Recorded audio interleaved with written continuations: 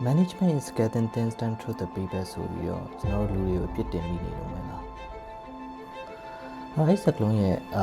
နောက်ွယ်မှာတကယ်တော့အတိတ်ပဲအများကြီးရှိတယ်ဒါပေမဲ့အခုလက်ရှိကျွန်တော်တို့လုပ်ငန်းခွင်မှာအလုပ်တွေမပြီးတဲ့အခါမှာ manager ကနေပြီးတော့လူတွေကိုအပြစ်တင်မိရဆိုတော့ဟာတွေကကျွန်တော်တို့ဒီနေရာမဟုတ်ဘူးတွေ့ကြုံနေရတယ်နော်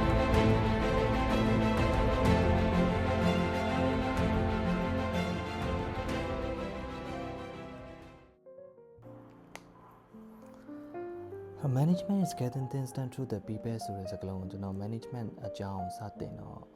စကြားခဲ့ရတာပဲအဲ့စကားလုံးရဲ့နောက်ွယ်မှာတကယ်တော့အတိတ်ပဲတွေအများကြီးရှိရပေါ့နော်ဒါပေမဲ့အခုကျွန်တော်တို့လက်ရှိလုပ်ငန်းခွင်မှာ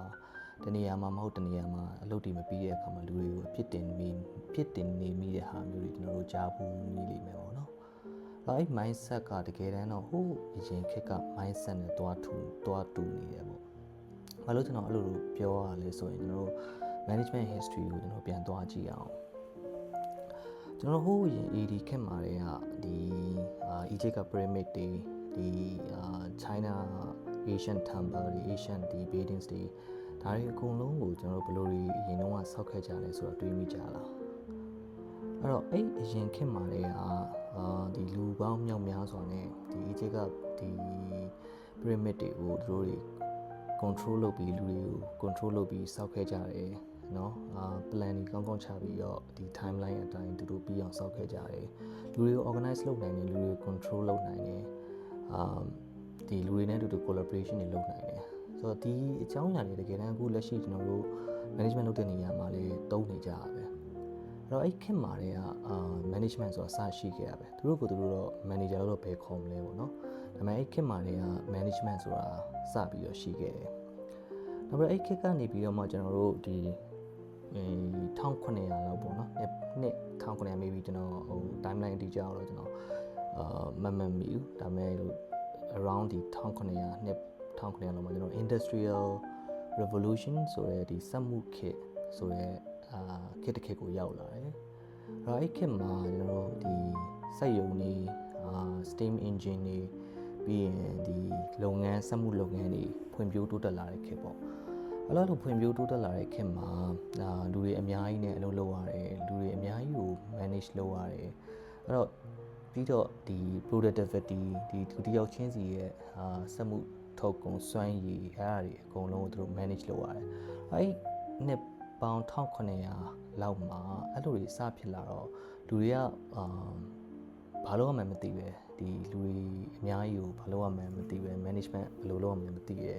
ဆိုတော့ management crisis ဆိုတာသူတို့စပြီးတော့ကြုံရတယ်ပေါ့နော်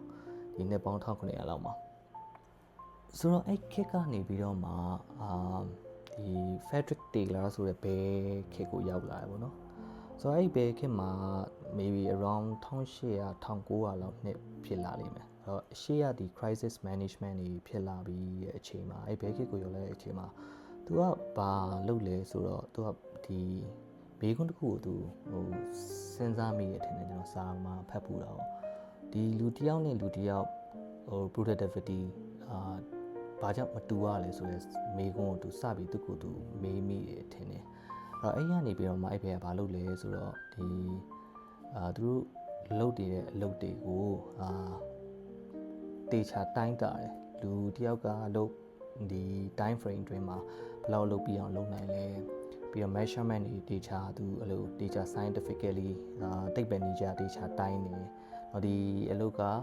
ဒီ process ပြီးသွားရင်တော့ process ကိုမှဘယ်လောက်ကြာလဲဆိုတော့အဲ့ဒါကြီးအကုန်လုံး data measurement လုပ်တယ်ပေါ့နော်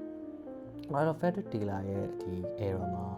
ကျွန်တော်တို့အဲ့ management ကိုဘယ်လိုခေါ်လဲဆိုတော့ scientific management ကိုကျွန်တော်တို့ခေါ်ကြတယ်တိတ်ပဲနေကြဒီ manage လုပ်ရတဲ့တိတ်ပဲနေကြပေါ့နော်ဆိုတော့အဲ့ခေတ်မှာက management ဆိုတာကဒီ getting things done through the people ဆိုတာကအဲ့ခေတ်မှာသူကတကယ် efficiency ဒီ operational efficiency ကိုပဲအဓိကအလေးထားရပေါ့နော်ဆိုတော့လူကိုတိတ်ပြီးတော့လေးမထားဘူးဒီ system ထဲမှာဒီ efficiency ဘယ်လောက်ထွက်တာလဲနောက်ပြီး productivity ဘယ်လောက်ထွက်တာလဲဆိုတော့ဘက်ကိုပို့ပြီးတော့ဦးတည်ပြီးတော့သွားတယ်အဲ့တော့အဲ့ဒါကဒီ Frederick Taylor ရဲ့1800 1900 round အလောက်မှာစ စပခဲ့တဲ့ management ပုံစံပေါ့နော်ဆိုတော့အဲ့ဒီကနေပြီးတော့မှကျွန်တော်တို့ကဘယ်ခေတ်ကိုရောက်သွားလဲဆိုတော့ဂျိုင်းမှာ Henry Ford လာပါလားမသိဘူးအဲ့လိုFord ကားထုတ်တဲ့ဒီအဲ့ဒီခေတ်တစ်ခုရှိခဲ့သေးရပေါ့နော်အဲ့ Henry Ford ခေတ်မှာလည်းဒီကားတွေကိုအစိပ်ပိုင်းတွေကိုဘယ်လိုထုတ်ပြီးတော့ဘယ်လိုမျိုး efficiency ဖြစ်အောင် management လုပ်ရမလဲဆိုတဲ့ဟာတွေကစားထဲမှာရှိတယ်အဲ့တော့ထားပါတော့ဒါကအဲ့တော့ Frederick Winslow Taylor ရဲ့ဒီနောက်ပိုင်းမှာကနောက်ပိုင်းကနာမည်ကြီးရဲ့နောက်ဘဲတယောက်ကကျတော့ဘာလို့လဲဆိုတော့ Alton Mayo ဆိုတဲ့ဘဲပေါ့နော်အဲ့ Alton Mayo ရဲ့ဘဲခေတ်က maybe around 1900 around ဝန်းကျင်လောက်ကိုမှာနာမည်ကြီးရပေါ့နော်အဲ့ Alton Mayo ကတော့ဘာလို့လဲဆိုတော့ Hawthorne Study ဆိုတဲ့ဒီ management နဲ့ပတ်သက်တဲ့ Hawthorne Study ကိုလုပ်တယ်အဲ့ဒါအဓိကဘာလဲဆိုတော့ခုနကအရှိကဒီ Frederick Winslow ဒေတာကျတော့ efficiency တွေ productivity တွေ system တွေဒါတွေကိုအဓိကထားတယ်အဲ့တော့မေယာကျတော့သူကဘာလဲဆိုတော့မေယာကဘာလုပ်တာလဲဆိုတော့သူကဒီ